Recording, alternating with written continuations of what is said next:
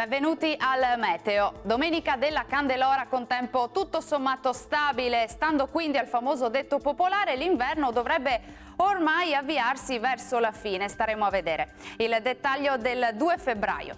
Sul Veneto cielo grigio e nuvoloso dappertutto, vedete, con foschie e nebbie anche fitte in pianura ma anche sulle vallate alpine. Attenzione quindi alla riduzione della visibilità che spesso sarà anche persistente. Temperature minime tra lo 0 e i 6 gradi, valori massimi invece fino a 11 gradi. Uno sguardo ora al Friuli Venezia Giulia, anche qui il cielo sarà coperto dappertutto ma in genere senza precipitazioni associate. Temperature minime fino a 9 gradi, massime invece fino a 13 gradi.